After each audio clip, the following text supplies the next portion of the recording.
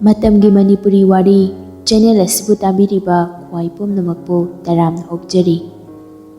Ngasi su mahusagomna mayamgi mafamda Langla Langjin kunganipan suba tangkak amuk puduna lakjari.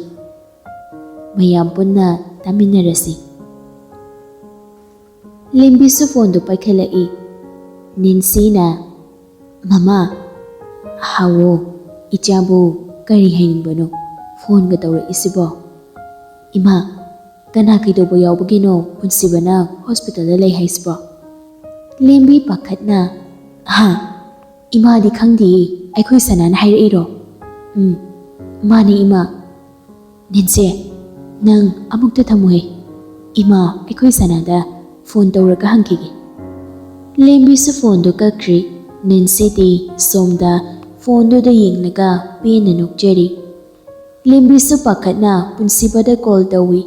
Somda punsiba so sanahalbu operation theater dagin thor aga ICU da thamnaba koichen chelingai matang oibana limbi ki call do paikhatre. Punsibana phone do paikhalaktabaduda somda limbi di pakhatpada loiri. Limbi ahenbada oina amuk tawi. Ahenbadi paikhalai. Limbi yam pakhatna Yanba nangda chawba kaidawre. Aha Noi hospital da lay haisbu chumbro. Ahenba su ngaihakdang di kumpham khangdi. Limbi su namhang hangjilai. Yanba khumlao aigi icha sanado kaidawrage haibane.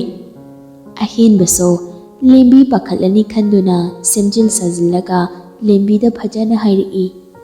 Machaw da chawba kaisu tawdeko thong safamda sinmi ma sokpa yawba adugini hospital da haifa changlambane kaisum tawde bakhatkan. Ahenba ki wadu tabada limbi pakhatjarambado kitang phabugum tawi.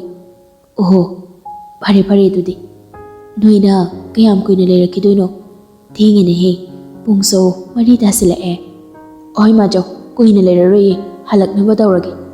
Asumna phone do thamnakri asomda so jas do lai johoigi mangol da famduna thaba halakpa ngairi. Thaba so ngaihakdang leiraga halai. Rasna wari pumba thaba da lirami. Thaba so angawbigum leimaida ngek phamtharaga thamui sokna kablai. Aikhoina kanada kari lalubagino asok tuna leijaba aikhoibo hatnaba thaurangliba makhoi baba aina tariba pawsibo karino aibu kari oyo haibano. Raso Thabagi manakta changsilaga phami aduga matang charingai wakai sumbu su haurai. Ne thaba aina sum khanbada lai jaga hek punba aikhoi sida lakpa nupa doge thausin oirungadrana khali. Hospital so lawi na hai. Imung sige awa anada mana mateng pangba saraga lai jabu namdana moithem tawraga magi oinabu hotnabu sumali. Thaba kaplamba do chap lepi aduga Rasta yinglaga machinda su solai. Punsiba so hospital na lehawi haiba. Hoi ne thaba lai jado tawfum ga amta khanglam laro. Akhoi so hospital la chatna matawsise. Chatse bungo ichado moina mu hatok phigini. Ai yam pakhale. Asumna ras na hairibado thaba su thajarami. Makoi ani so hospital da lakle. Sanahal so ICU do pusintre. Punsibaga laijiga so rumdugi mamangda thariba chairduda tapna phamtharaga sor asangba ama hondokne. Matha sharambado khara phare haibugum punsiba laijida meeting thamlai. Laiji so ngasaidagi koichen chelubaga masado yam chokthana uri. Angangmaja laija punsiba da choktharaba mamit aniduna nungsina yenglaga Chaklam bro. Lam di ai kem chaning di damcha. Nasado yap chokthana uri. Nang hang leramuko. Ai kentin dagi kainu mulayruki. Damcha lahiranu ai kaisam dawri. Punsiba puk hawkalaga thokri. Punsiba na hik thokibaga ras ka thabaga so chinsilai. Thaba so lai jabu kolaga kapkhalai. Lai jasu mama bu ubaduda thamoido khangson son tharai. Imagi bima karino nang baba na tawrisiba imabu kari oirasige napa Napa kamay tawre. Hꯧjik pao. Gyan tajibaro. Ima, baba kaisu tawdi. Nong ninidi ICU da thamkini na hai. Laija, operation ge paisa nungshade kamay na tawkrage. Laija, Ras ki khonjel da tabada hainadaba poklai. Mama bu kolibado tapna thadorai. Aduga Rasta yam hainadana yinglaga Laija yam khomningdana khomlai. Dhabjana loina pudokibani. Thaba khangsaw sawgalai. Punsibana raw. Laija yam kina. Ina khunba senjaw paiba makhoina ne. Laira bai khoige mating pangbibado ima pamde. Magi longnam langda thogadaba sunate. Thawai mangdringai leiriba inkose machet ama yonthoklaga magi paisa do singdokani. Ima, ai toilet changlukige. Asi haramlaka Laija toilet leiriba adomna changsanki. Laija toilet changingbagi nate. Mamagi wado taba ngambagi pangal leiraktabagini. Manasom mamagi manakta leiradi thabaso wa samtharani khanduna toilet changsanduna machin mensilaga hik kapibani. Nang nadam jabu lana ekta lawrisi karigino. Aigi punsidi dam chagida manglep krabani. Noi aibu angi singano. Ay am wani. Dam chada lana lawbi ganang. Asomda raso thabagi asawbado phathabibagi mahot khoi mahumda chaina thinbagum chak thelai. Ni thaba aina haidu chumdro. Ina khule tawbo yarina akhoi mayam leiringaida pangtawbu tawbo sayaroida. Aduni ibungoras ai ina khunbagane sanga tawba pamde haisini. Thabagi wadu tabada rasdi momonokjai. Dendia da punsi baso achapot hapa polythene do makutta pairaga harau changlai. Punsi bana changlakpada thabaga raska leirambadu punsi ba khomthang do jab lepi. Thabaga raska so punsi bada yinglai. Thaba asawba amaga loinana punsi bagi managda changsilaklaga punsi babu ngang bahurai. Nang mapam sida lagano. Ngasidagi aigi ichada naksilagano. Aduga nangna khangadaba amana ngasidagi aigi chabo amuk hanane moithem tawbigano aikhoiga noiga thak yamne khene ina khunba noidine noiga manaba mi sanga chawba thibiu angang oijaribi aigi chabo kholai oiduna sijina bigano punsi batapna ima ado nangwa nganglakano mafam sidage yam thuna chatkhurjano. Nangna operation na puthokiba senfamdo athoba matamda aina singani. Punsibana wa haigi tawjabani adubo thabana phatkaklakpani. Thabagi wado tabada punsibaso kutta pairiba polythene do makhada takiba khanghaude. Mana khalluriduga thabana khalliba wakhalduga asaki matik ketnakri. Yaragade kharathuna kasidagi thokfikro. Raso matang charingaida haihoragi matagum hairakpani. Punsiba mikopsida mafamduda kuina lepa ngambagi pangal leiraktre. Mapi ira chenduna nungaitaba sakfamduda nokfet tawduna famliba rasta mamittu khana yinglamlaga kadudagi tapna thokre. Punsiba ahenbada wa amata hairamdana thokibaduda ahenbaso punsibagi matungda hatu tanarai. Anido garida kakatli. Punsiba kari khalakpano khangde. Pocketagi phone du lautoklaga sono nungsibigi number da call tawsali. Line jaso kappayaba kapuraga toilet tagi thorakpani. Punsibagi call lakpaduda nakan amada kitang changsilaga phone du paikhatli. Hello, Dabja. Punsiba sauningba pendaba nungaitaba pumnamak Laijagi khonjel taraga khara phabagum tawi. Sakfamduso phat hongi. Hawo Laija pakhongado pikna. Dabja nang kadayda leirino. Aikhoi ima hoi room da leihobani Dabja. Aisu khangi. Ima hoiga phajana leiramuko. Nang namchase yumda handaba yadre. Ai yumda ngaihak chatlukige. Nang game khanganuko. Aduga yam chiksana layuko nga. Lain cha pakhatna. Namcha, nang aikhoi mana nganglakpra. Nganglaktiye kaidawagi ngangdoino. Ado nga nupa ama yahobado. Nang haiba rasto natra. Mani Namcha, ai yam tal. Namcha, nang hayeng ngan lauko. Laktoini. Namchagi angang macha. Nang nupa dugane wari kaya sanaganuko. Nang gilayfam thokpa adum layuko. Mabagi anabana fatru phaude chiksana matam kharadi layki batawani. Lai jiso brass lehobado punsibana jingna khitra haiduna pakhatjai. Namsa, Darasto ai michina fawi yengjareko. Ikai khangdeba mai thambado mana lakpiridubo kaigino khangdeba. Namsa, nangaibo okhallana khanganuko. Ai kem tawjadebako. Aigi thamoise yam sengmani Namcha. Thajajaga thamoise sigairaga hekta yengbiu. Laijagi asigomba punsibabu nungsibagi matausidani. Punsibagi thamoibu krak krak laksinbiriba. Punsiba nokfit tawraga. Hoiba. Aiga ngangbo yam thajayi. Ado phone puthoga yam paiganuko. Imana jingnakini. Hai Namsa. Ado nang hayengne nganna hek laktabadane aidi kapkaniko.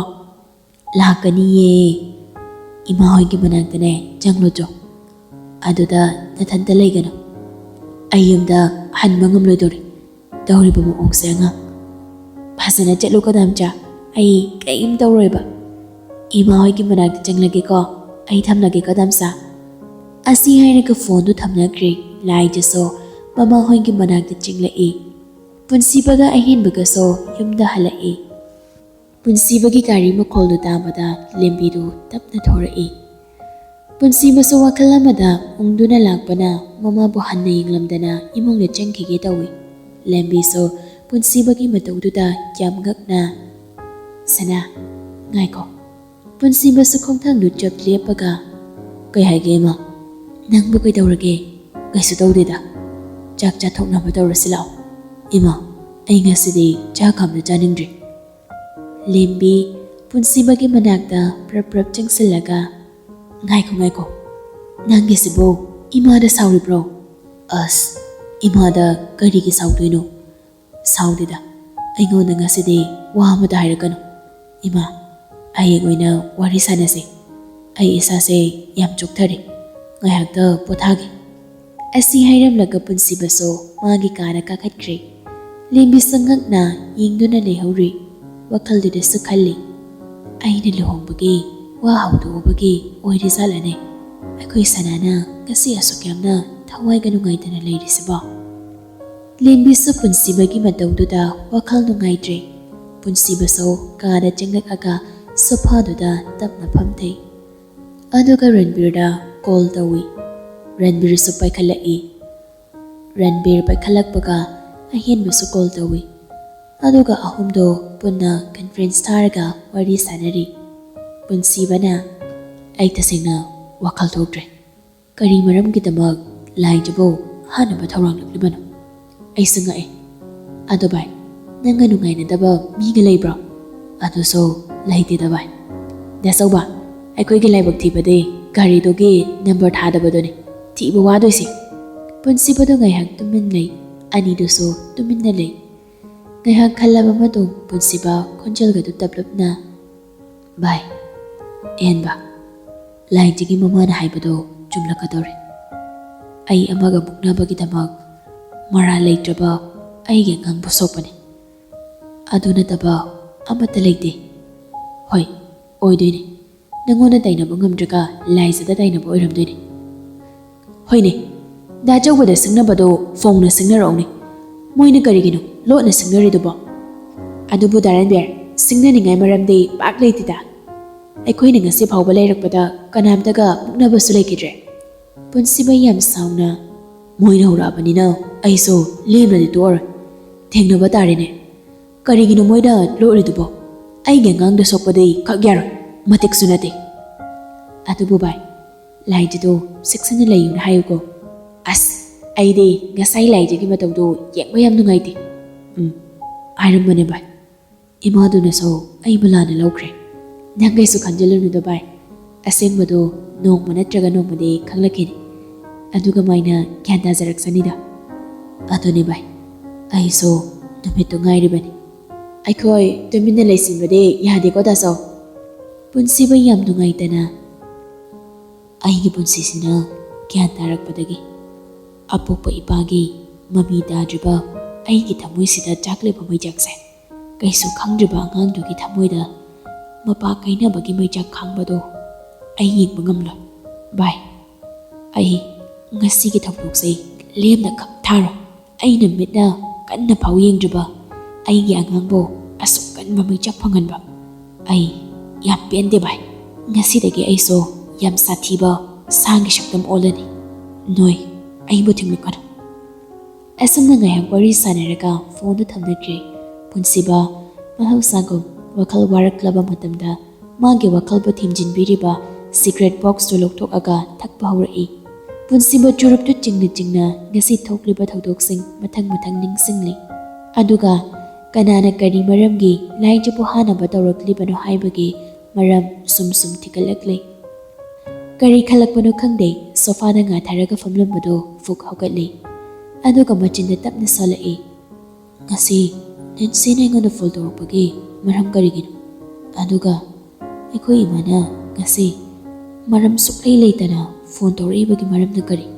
Aigi wakhalsida karigino. Asuk kyamna nansi bu chingna po iba. Ngasi ki tawraksida nansi bo aigi wakhalsida chumna khanba ngamdrisa kaigino. Aina chingnarade kainom hekta lerangani. Ay tumina laythokpa yade. Wakal kana punsiba so adum tumthakre. Asomda lai jaso kayimta chaw yadre. Thaba so kayimta chadre. Thabak pumnamakde punsiba na loishilaga thamlamlabani. Adubu rasna kuichin biba sari. Lai jaso ngasaidagi kuichin chelubagi masado wamandana thariba phaktuda tumthakre. Thaba tumliba machabu yengjaraga wakalduda khanjari. Imagi bema ichagi apamba imasu khangdaba nate khangi. Icha punsiba so lande mabasu nungsi. Adubu noi anigi nungsi na base yeknaba yam kadore nungsiba mapan thorakanu. Maramdi aikoina lairaba oirubagini. Adugi sumathakta nang angang oiri. Haujiktagi naksinakrabadi bihau chawba makoina ichada dainabirakani. Punsiba imabu lana lawganuko. Imana nganglibado ichabu nungsidabagi nate. Nang naikhoigidamak tawramliba mayamse ima peli. Imagi punsiba ima peli. Adubu punsiba imasu changing amakhakti tawkigi. Nang naigi ichabu kayamuk nungsi khamdokigi. Aikhoidi lairabanina hayeng ichabu tathi thorakadra haiduna yam pakhache. Ichagi pirangso yengba ngamlam. Nangi minungsi yenglaga ichagidamak kadai fawba lepa ngambano haibado ay yengkigi. Aduga aigi ichabu nafamda soidana sinakani. Nithaba laijige school kabagi matangsina kamaina tawba. Thaba na unglaga laybaduda Ras na wari saba haurakpani. Thaba manglambado kyan khantatai. Aduga Ras ki bokhom pirai. Moi ahum tizida tamnina hainakibanine. Oh, yam phare. Nupi ngaktasu tamba adune thaba. Laibadi kadaida laiduino. Yumdagi nungtigi chatpadude nungaidu wandida. Khangdri ni he. Moi ahum puna kahabaradaga laini kadi haibani. Ras nungfit katawna. Adudi ni thaba. Moi naso laiba nungainaba aikoi ne kabok lihoigida barasan bado. Aduda lehelasitana. Moi school gaso yam naknarabani. Jaso aching mutanja yenglaga haihuragi matagum hairukpani. Haima kabok lihoige barasan bo oiriko. Yaini heras. Anju hoige mama hoigaso amukta tanakigi. Aiso nene hoida laidoini. Aikoi pulab leminaradi minaso katukaran tawba ngamlaroidana ni thaba. Ay hayengdo yumda chatpada anju hoidaso hainaruragi. Thaba ꯁꯣꯔꯥ ꯁꯥꯡꯕ ꯑꯃ ꯍꯣꯟꯗꯣꯛꯂꯒ ꯈꯪꯗꯦꯗ ꯔꯥꯖ, ꯅꯪꯒꯤ ꯃꯥꯝꯃꯁꯤꯅ ꯇꯧꯔꯤꯕ ꯃꯑꯣꯡꯁꯤꯗ ꯏꯅꯦꯁꯨ ꯋꯥ ꯉꯥꯡꯐꯝꯒ ꯈꯪꯗꯦ꯫ ꯑꯋꯥꯕꯒꯤ ꯃꯊꯛꯇ ꯑꯋꯥꯕ ꯑꯃ ꯒ꯭ꯌꯥꯟꯒ ꯇꯥꯗ꯭ꯔꯦꯗ꯫ ꯅꯦ ꯊꯕꯥ ꯀꯩꯁꯨ ꯈꯟꯕꯤꯒꯅꯨ, ꯑꯩꯈꯣꯏ ꯃꯌꯥꯝ ꯂꯩꯔꯤꯁꯤꯗꯤ꯫ ꯑꯁꯨꯝꯅ ꯅꯨꯃꯤꯠꯇꯨꯃꯁꯨ ꯍꯧꯈ꯭ꯔꯦ꯫ ꯂꯥꯏꯖꯁꯨ ꯃꯃꯥꯒꯤ ꯃꯃꯥꯡꯗ ꯐꯣꯟ ꯄꯨꯊꯣꯛꯑꯒ ꯋꯥꯔꯤ ꯁꯥꯟꯅꯕꯗꯤ ꯂꯥꯏꯔꯗꯅ ꯄꯨꯟꯁꯤꯕꯗ ꯃꯦꯁꯦꯖ ꯑꯃ ꯐꯥꯎꯕ ꯊꯥꯖꯕ ꯉꯝꯖꯗꯦ꯫ ꯃꯊꯪꯒꯤ ꯅꯨꯃꯤꯠꯇꯤ ꯄꯨꯟꯁꯤꯕ ꯃꯁꯥꯗꯣ ꯍꯧꯒꯠꯄ ꯉꯝꯖꯗꯦ꯫ ꯌꯥꯝ ꯋꯥꯊꯕꯒꯨꯝ ꯌꯥꯝ ꯁꯨꯝꯊꯕꯒꯨꯝ ꯃꯁꯥꯗꯣ ꯏꯊꯤꯟ ꯊꯤꯟꯗꯣꯛꯄꯒꯨꯝ ꯇꯧꯏ꯫ ꯉꯁꯤ ꯉꯔꯥꯡ ꯈꯛꯀꯤ ꯅꯠꯇꯦ, ꯃꯔꯛ ꯃꯔꯛꯇ ꯑꯁꯨꯃꯥꯏꯅ ꯍꯦꯛ ꯍꯦꯛ ꯇꯧꯏ꯫ ꯑꯁꯤꯅ ꯇꯨꯡꯗ ꯀꯔꯤ ꯑꯣꯏꯔꯛꯀꯅꯤ ꯅꯣꯡꯃꯇ ꯈꯟꯖꯤꯜꯂꯨꯗꯦ꯫ ꯅꯥꯀꯟꯗ ꯂꯩꯔꯤꯕ ꯐꯣꯟꯗꯣ ꯐꯠ ꯌꯦꯡꯉꯤ꯫ ꯂꯥꯏꯖꯒꯤ SMS ꯑꯃ ꯐꯥꯎꯕ ꯂꯩꯔꯝꯗꯦ꯫ ꯄꯨꯟꯁꯤꯕ ꯃꯗꯨ ꯎꯕꯗ ꯑꯃꯨꯛꯀ ꯍꯦꯟꯅ ꯋꯥꯈꯜ ꯁꯣꯛꯆꯤꯟꯕꯒꯨꯝ ꯇꯧꯏ꯫ ꯑꯗꯨꯕꯨ ꯃꯥꯁꯨ ꯊꯕꯥ ꯀꯤꯕꯅ ꯃꯦꯁꯦꯖꯇꯤ ꯊꯥꯗ꯭ꯔꯦ꯫ ꯄꯨꯟꯁꯤꯕ ꯉꯔꯥꯡꯒꯤ ꯊꯧꯗꯣꯛꯇꯨ ꯑꯃꯨꯛ ꯅꯤꯡꯁꯤꯡꯉꯤ, ꯑꯗꯨꯒ ꯃꯆꯤꯟꯗꯨꯁꯨ ꯇꯞꯅ ꯁꯣꯜꯂꯛꯏ꯫ ꯑꯩ ꯇꯨꯃꯤꯟꯅ ꯂꯩꯊꯣꯛꯂꯣꯏ꯫ ꯅꯦꯟꯁꯤꯕꯨ ꯆꯤꯡꯅꯕ ꯁꯨꯝ ꯍꯦꯟꯒꯠꯂꯛꯏ꯫ ꯑꯗꯨꯅ ꯑꯩ ꯃꯥꯅ ꯀꯔꯤ ꯈꯜꯂꯤ ꯀꯔꯤ ꯄꯥꯝꯂꯤ ꯈꯪꯗꯣꯛꯇꯕ ꯌꯥꯗ꯭ꯔꯦ꯫ ꯑꯩꯅ ꯃꯥꯕꯨ ꯆꯤꯡꯅꯔꯤꯕꯁꯤ ꯀꯔꯤꯒꯤꯅꯣ? ꯃꯥꯒꯤ ꯃꯑꯣꯡ ꯃꯇꯧꯁꯤꯕꯨ ꯑꯩꯕꯨ ꯄꯥꯝꯂꯤꯕ ꯖꯥꯠꯂꯣ? ꯄꯨꯟꯁꯤꯕꯁꯨ ꯅꯦꯟꯁꯤꯒꯤ ꯋꯥꯈꯜ ꯈꯪꯗꯣꯛꯅꯕ ꯍꯣꯠꯅꯔꯒꯦ ꯍꯥꯏꯗꯨꯅ ꯆꯞ ꯌꯨꯡꯅ ꯂꯦꯞꯈ꯭ꯔꯤ꯫ ꯑꯁꯣꯝꯗ ꯂꯩꯁꯦꯝꯕꯁꯨ ꯉꯁꯤꯗꯤ ꯑꯣꯐꯤꯁ ꯉꯟꯅ ꯀꯥꯔꯛꯏ꯫ ꯑꯣꯐꯤꯁꯇꯨ ꯁ꯭ꯇꯥꯐ ꯑꯃ ꯐꯥꯎꯕ ꯂꯥꯛꯅꯗ꯭ꯔꯤꯉꯩ ꯑꯣꯏꯕꯅ ꯔꯨꯝ ꯈꯨꯗꯤꯡ ꯆꯪꯗꯨꯅ ꯆꯦꯛ ꯇꯧꯕ ꯍꯧꯔꯛꯏ꯫ ꯁꯨꯝ ꯆꯦꯛ ꯇꯧꯔꯛꯄꯅ ꯑꯜꯕꯔꯠꯀꯤ ꯗ꯭ꯔꯥꯋꯥꯁ ꯕꯣꯛꯁꯇꯨꯒꯤ ꯁꯣ ꯑꯃ ꯌꯥꯎꯔꯝꯃꯤ꯫ ꯂꯩꯁꯦꯝꯕ ꯁꯣꯗꯨ ꯇꯞꯅ ꯄꯥꯏꯈꯠꯂꯒ ꯃꯨꯟꯅ ꯌꯦꯡꯉꯤ꯫ ꯑꯗꯨꯒ ꯃꯆꯤꯟꯗꯨ ꯌꯥꯝ ꯎꯁꯤꯠꯇꯕ ꯃꯤꯅꯣꯛ ꯑꯃ ꯅꯣꯛꯂꯒ, ꯑꯣ ꯅꯪ ꯑꯣꯏꯔꯦꯀꯣ? ꯑꯣꯏꯅꯥꯎ ꯃꯆꯥ ꯆꯥꯎꯅꯕ ꯌꯣꯛꯂꯒ ꯆꯥꯎꯔꯛꯂꯕ ꯃꯇꯝꯗ ꯃꯄꯨꯗ ꯑꯣꯟꯁꯤꯜꯂꯒ ꯆꯤꯛꯄꯗꯤ ꯂꯩꯁꯦꯝꯕ ꯑꯩꯉꯣꯟꯗꯗꯤ ꯈꯛ ꯌꯥꯔꯣꯏ꯫ ꯑꯁꯨꯛ ꯄꯪꯅ ꯊꯕꯛ ꯇꯧꯔꯤꯕ ꯀꯔꯤꯒꯤꯅꯣ? ꯑꯩꯅ ꯅꯪꯕꯨ ꯄꯣꯛꯃꯤꯟꯅꯕ ꯏꯅꯥꯎꯒꯨꯝꯅ ꯅꯨꯡꯁꯤꯅ ꯂꯣꯏꯅꯕꯒꯤꯔ? ꯑꯁꯨꯛ ꯆꯥꯎꯈꯠꯇꯕ ꯊꯕꯛ ꯑꯃ ꯅꯪꯅ ꯇꯧꯔꯝꯃꯤꯕ? ꯍꯨꯔꯥꯟꯕꯒꯤ ꯇꯔꯥꯅꯤ, ꯃꯄꯨꯒꯤ ꯅꯣꯡꯃ ꯍꯥꯏꯗꯨ ꯉꯁꯤꯗꯤ ꯊꯣꯛꯂꯦꯗꯣ꯫ ꯐꯩ, ꯀꯨꯝꯍꯩ ꯉꯥꯏꯍꯥꯛ ꯌꯦꯡꯈꯤꯒꯦ꯫ ꯅꯪꯒꯤ ꯀꯔꯝꯕ ꯄ꯭ꯂꯥꯟꯅꯣ? ꯀꯅꯥꯒꯤ ꯊꯋꯤꯟꯁꯤꯅꯣꯗꯣ ꯃꯄꯨꯡ ꯐꯥꯅ ꯈꯪꯗ꯭ꯔꯤ ꯐꯥꯎꯗꯤ ꯅꯪꯕꯨ ꯉꯥꯛꯄꯤꯈꯤ꯫ ꯂꯩꯁꯦꯝꯕ ꯉꯥꯏꯍꯥꯛ ꯋꯥꯈꯜ ꯈꯜꯂꯒ ꯁꯣꯗꯨ ꯃꯈꯣꯏꯅ ꯆꯦꯠꯅ ꯄꯩꯁꯟꯗꯨꯅ ꯑꯜꯕꯔꯠꯀꯤ ꯔꯨꯝꯗꯒꯤ ꯊꯣꯔꯛꯏ꯫ ꯑꯗꯨꯒ ꯃꯄꯥꯗ ꯀꯣꯜ ꯇꯧꯏ꯫ ꯅꯟꯗꯣꯁꯨ ꯁꯠ ꯄꯥꯏꯈꯠꯂꯛꯏ꯫ ꯁꯅꯥ, ꯀꯩꯗꯧꯔꯒꯦ? ꯅꯃꯥꯅ ꯅꯪ ꯑꯣꯐꯤꯁ ꯆꯠꯈ꯭ꯔꯦꯅ ꯍꯥꯏ꯫ ꯀꯔꯤꯒꯤꯅꯣ ꯑꯁꯨꯛ ꯉꯟꯅ ꯆꯠꯂꯤꯗꯦ? ꯄꯥꯕꯨꯡ, ꯃꯌꯣꯜ ꯀꯝꯄꯅꯤꯒꯤ ꯃꯤ ꯑꯃ ꯑꯩꯈꯣꯏꯒꯤ ꯁ꯭ꯇꯥꯐ ꯃꯔꯛꯇ ꯌꯥꯎꯔꯝꯃꯤ꯫ ꯑꯗꯨꯁꯨ ꯑꯩꯈꯣꯏꯅ ꯌꯥꯝ ꯊꯥꯖꯕ ꯃꯤꯅꯤ ꯄꯥꯕꯨꯡ꯫ ꯅꯟꯗꯣ ꯉꯛꯅ, ꯀꯔꯤ? ꯑꯩꯈꯣꯏꯒꯤ ꯁ꯭ꯇꯥꯐ ꯃꯔꯛꯇ ꯌꯥꯎꯔꯝꯂꯕ? ꯍꯣꯏ ꯄꯥꯕꯨꯡ, ꯑꯇꯩ ꯑꯣꯏꯔꯝꯗ꯭ꯔꯦ, ꯑꯜꯕꯔꯠ ꯑꯣꯏꯔꯝꯃꯤ꯫ ꯑꯩꯗꯤ ꯃꯥꯅ ꯑꯁꯨꯝꯅ ꯇꯧꯔꯝꯒꯅꯤꯁꯦ ꯅꯣꯡꯃꯇ ꯈꯟꯖꯤꯜꯂꯨꯗꯕꯅꯤ꯫ ꯃꯥꯃꯛꯅ ꯑꯩꯈꯣꯏꯒꯤ ꯃꯥꯌꯣꯛꯇ ꯂꯦꯞꯂꯝꯂꯕ? ꯐꯔꯦ, ꯅꯪ ꯉꯁꯤꯗꯤ ꯌꯨꯝꯗ ꯉꯟꯅ ꯂꯥꯛꯑꯣ, ꯄꯥꯕꯨꯡꯒ ꯋꯥꯔꯤ ꯁꯥꯟꯅꯁꯤ꯫ ꯑꯜꯕꯔꯠꯀꯤ ꯃꯄꯥ ꯂꯩꯈꯤꯗ꯭ꯔꯦ꯫ ꯅꯟꯗꯣꯒꯤ ꯃꯔꯨꯞ ꯑꯃꯒꯤ ꯃꯆꯥꯅꯤ꯫ ꯅꯟꯗꯣꯅ ꯃꯤꯅꯨꯡꯁꯤ ꯎꯠꯇꯨꯅ ꯃꯥꯕꯨ ꯌꯥꯝ ꯊꯥꯖꯅ ꯀꯝꯄꯅꯤꯒꯤ ꯊꯕꯛ ꯄꯨꯝꯅꯃꯛ ꯃꯉꯣꯟꯗ ꯁꯤꯟꯅꯕꯅꯤ꯫ ꯑꯗꯨꯕꯨ ꯉꯁꯤ ꯑꯜꯕꯔꯠꯅ ꯇꯧꯔꯝꯂꯤꯕ ꯑꯔꯣꯟꯕ ꯊꯕꯛꯁꯤ ꯇꯁꯦꯡꯅ ꯅꯟꯗꯣꯗꯤ ꯉꯛꯄꯅ ꯈꯝ ꯊꯦꯡꯂꯦ꯫ ꯑꯁꯨꯝꯅ ꯅꯣꯡ ꯅꯤꯅꯤꯗꯤ ꯍꯧꯈ꯭ꯔꯦ꯫ ꯄꯨꯟꯁꯤꯕꯁꯨ ꯅꯨꯃꯤꯠ ꯅꯤꯅꯤꯗꯤ ꯃꯁꯥ ꯉꯝꯗꯗꯅ ꯂꯥꯏꯖꯒꯤ ꯃꯅꯥꯛꯇ ꯆꯠꯄ ꯉꯝꯈꯤꯗꯦ꯫ ꯋꯥꯔꯤ ꯁꯥꯟꯅꯕꯁꯨ ꯐꯪꯈꯤꯗ꯭ꯔꯦ꯫ ꯅꯣꯡꯃꯒꯤ SMS ꯑꯃ ꯑꯅꯤꯗꯤ ꯑꯗꯨꯝ ꯊꯥꯅꯩ꯫ ꯂꯥꯏꯖꯁꯨ ꯃꯥꯅ ꯆꯠꯄ ꯈꯨꯗꯤꯡ ꯄꯨꯟꯁꯤꯕꯗ SMS ꯊꯥꯔꯛꯏ꯫ ꯄꯨꯟꯁꯤꯕ ꯋꯥꯈꯜꯅ ꯐꯨꯡꯕꯪꯅꯔꯗꯨꯅ ꯊꯕꯛ ꯃꯐꯝꯗꯁꯨ ꯆꯠꯇ꯭ꯔꯦ, ꯑꯍꯦꯟꯕꯗ ꯑꯗꯨꯝ ꯆꯠꯍꯜꯂꯤ꯫ ꯂꯦꯝꯕꯤꯁꯨ ꯄꯨꯟꯁꯤꯕꯗ ꯂꯨꯍꯣꯡꯕꯒꯤ ꯋꯥ ꯍꯧꯗꯣꯛꯀꯗꯧꯕ ꯀꯤꯔꯦ꯫ ꯑꯗꯨꯅ ꯃꯥꯁꯨ ꯍꯧꯗꯣꯛꯇ꯭ꯔꯦ, ꯇꯨꯃꯤꯟꯅ ꯂꯩꯁꯤꯟꯈ꯭ꯔꯦ꯫ ꯁꯅꯥꯍꯜꯁꯨ ꯒ꯭ꯌꯥꯟ ꯐꯖꯅ ꯇꯥꯔꯤ꯫ ꯑꯗꯨꯕꯨ ꯍꯣꯁꯄꯤꯇꯥꯜꯗ ꯊꯥ ꯑꯃꯃꯨꯛꯇꯤ ꯂꯩꯈꯤꯅꯕ ꯗꯣꯛꯇꯔꯅ ꯍꯥꯏꯕꯗꯒꯤ ꯍꯣꯁꯄꯤꯇꯥꯜꯗ ꯂꯩꯕ ꯇꯥꯈꯤ꯫ ꯑꯗꯨꯒꯤ ꯇꯟꯖꯥ ꯂꯧꯔꯒ ꯔꯥꯖꯁꯨ ꯂꯥꯏꯖꯗ ꯅꯛꯁꯤꯟꯅꯅꯕ ꯂꯥꯏꯖꯕꯨ ꯃꯥꯒ ꯄꯨꯟꯅ ꯂꯩꯅꯕ ꯍꯣꯠꯅꯔꯛꯏ꯫ ꯑꯟꯖꯨ ꯍꯣꯏ ꯂꯤꯡꯖꯦꯜ ꯍꯣꯏꯒꯤ ꯃꯌꯨꯝꯗꯁꯨ ꯔꯥꯖꯅ ꯐꯖꯅ ꯍꯥꯏꯅꯔꯒ ꯔꯥꯖꯀꯤ ꯃꯅꯦ ꯀꯕꯣꯛꯂꯩ ꯍꯣꯏꯗ ꯂꯩꯅꯕ ꯀꯟꯅ ꯁꯤꯜꯂꯤ꯫ ꯑꯟꯖꯨ ꯍꯣꯏ ꯂꯤꯡꯖꯦꯜ ꯍꯣꯏꯒꯤ ꯏꯃꯨꯡ ꯃꯅꯨꯡꯁꯨ ꯃꯣꯏꯅ ꯁꯛ ꯈꯪꯕ ꯏꯃꯨꯡ ꯑꯣꯏꯕꯗꯨꯗ ꯂꯣꯏꯅ ꯌꯥꯅꯔꯤ꯫ ꯑꯗꯨꯕꯨ ꯑꯟꯖꯨꯒ ꯂꯤꯡꯖꯦꯜꯒꯗꯤ ꯐꯤꯐꯥ ꯀꯥꯝꯂꯤ ꯄꯣꯠꯅꯤ꯫ ꯄꯨꯟꯁꯤꯕꯁꯨ ꯑꯦꯛꯁꯤꯗꯦꯟꯇꯨꯒꯤ ꯃꯔꯝꯗ ꯊꯤꯖꯤꯟꯕ ꯌꯥꯕ ꯊꯤꯖꯤꯜꯂꯤ꯫ ꯑꯗꯨꯕꯨ ꯃꯔꯤ ꯃꯈꯣꯡ ꯑꯃꯠꯇ ꯐꯪꯈꯤꯗ꯭ꯔꯤ꯫ ꯃꯟꯗꯦ ꯅꯨꯃꯤꯠꯅꯤ꯫ ꯂꯥꯏꯖ ꯃꯃꯥꯗ ꯑꯣꯐꯤꯁ ꯆꯠꯂꯨꯒꯦ ꯍꯥꯏꯔꯝꯂꯒ ꯍꯣꯁꯄꯤꯇꯥꯜꯗꯒꯤ ꯊꯣꯔꯛꯏ꯫ ꯔꯤꯝꯁꯀꯤ ꯒꯦꯠ ꯃꯌꯥꯗꯨꯗ ꯂꯦꯞꯂꯒ ꯄꯨꯟꯁꯤꯕ ꯂꯥꯛꯄ ꯉꯥꯏꯔꯤ꯫ ꯇꯟꯖꯥꯗꯨꯗ ꯄꯨꯟꯁꯤꯕꯁꯨ ꯒꯥꯔꯤ ꯊꯧꯖꯤꯜꯂꯛꯏ꯫ ꯂꯥꯏꯖꯁꯨ ꯅꯣꯛꯐꯦꯠ ꯇꯧꯅ ꯒꯥꯔꯤꯗꯨꯗ ꯀꯥꯈꯠꯂꯤ꯫ ꯄꯨꯟꯁꯤꯕꯁꯨ ꯒꯥꯔꯤ ꯊꯧꯕ ꯍꯧꯔꯛꯏ꯫ ꯂꯥꯏꯖ ꯄꯨꯟꯁꯤꯕꯗ ꯑꯣꯟꯁꯤꯜꯂꯒ "ꯙꯝꯆꯥ", ꯄꯨꯟꯁꯤꯕꯁꯨ ꯅꯣꯛꯐꯦꯠꯀ ꯇꯧꯔꯒ "ꯍꯥꯎꯋꯣ, ꯑꯩ ꯌꯥꯝꯅ ꯋꯥꯏ"꯫ "ꯀꯩꯒꯤꯅꯣ? ꯅꯁꯥ ꯅꯨꯡꯉꯥꯏꯇꯕ꯭ꯔꯥ ꯅꯪꯕꯣ?" "ꯍꯛꯆꯥꯡꯗꯤ ꯅꯨꯡꯉꯥꯏꯇꯕ ꯇꯧꯗꯦ, ꯑꯗꯨꯕꯨ ꯄꯨꯛꯅꯤꯡ ꯋꯥꯈꯜ ꯊꯃꯣꯏꯗꯤ ꯑꯁꯨꯛꯀꯤ ꯃꯇꯤꯛ ꯋꯥꯏ꯫ ꯙꯝꯆꯥ, ꯋꯥꯏ ꯍꯥꯏꯕ ꯋꯥꯍꯩ ꯑꯁꯤꯅ ꯑꯩꯅ ꯑꯗꯨꯛ ꯌꯥꯝ ꯋꯥꯖꯈꯤꯕꯗꯣ ꯃꯍꯨꯠ ꯁꯤꯟꯕꯤꯈꯤꯕ ꯐꯥꯎꯕ ꯋꯥꯈꯜꯁꯤꯅ ꯌꯥꯅꯤꯡꯗꯦ꯫ ꯀꯗꯥꯏ ꯐꯥꯎꯕ ꯋꯥꯏ ꯍꯥꯏꯕꯗꯨ ꯊꯕꯛ ꯑꯣꯏꯅ ꯎꯠꯅꯤꯡꯉꯤ꯫ ꯙꯝꯆꯥꯒ ꯄꯥꯎ ꯐꯥꯎꯅꯗꯕꯁꯦ ꯑꯩ ꯌꯥꯝ ꯋꯥꯏꯌꯦ꯫ ꯙꯝꯆꯥ, ꯑꯩ ꯇꯨꯝꯂꯝꯗꯥꯏ ꯈꯨꯗꯤꯡꯒꯤ ꯌꯥꯝ ꯀꯞꯄꯦ꯫ ꯙꯝꯆꯥꯒꯤ ꯁꯛꯇꯝꯗꯣ ꯁꯨꯝ ꯃꯤꯠꯇ ꯎꯔꯒ ꯂꯩꯌꯦ." ꯄꯨꯟꯁꯤꯕ ꯒꯥꯔꯤꯗꯨ ꯈꯤꯇꯪ ꯁꯥꯏꯠ ꯇꯧꯔꯒ ꯈꯥꯝꯃꯤ꯫ ꯑꯗꯨꯒ ꯂꯥꯏꯖꯗ ꯅꯨꯡꯁꯤꯅ ꯌꯦꯡꯂꯒ "ꯑꯩꯁꯨ ꯋꯥꯔꯝꯂꯣꯏ ꯈꯟꯕ꯭ꯔꯥ? ꯅꯨꯡꯉꯥꯏꯔꯝꯒꯅꯤ ꯅꯤꯡꯕ꯭ꯔꯣ? ꯑꯩꯁꯨ ꯋꯥꯏ, ꯌꯥꯝ ꯋꯥꯏ꯫ ꯅꯪꯕꯨ ꯌꯥꯝ ꯎꯅꯤꯡꯉꯤ꯫ ꯅꯪꯒꯤ ꯈꯣꯟꯖꯦꯜ ꯇꯥꯔꯛꯇ꯭ꯔꯕꯗ ꯑꯩ ꯏꯁꯥꯁꯨ ꯑꯅꯥꯕ ꯑꯣꯜꯂꯤꯅꯦ ꯑꯉꯥꯡ, ꯑꯩꯒꯤ ꯑꯉꯥꯡ ꯃꯆꯥ, ꯑꯉꯥꯡ ꯅꯨꯡꯁꯤꯕꯤ"꯫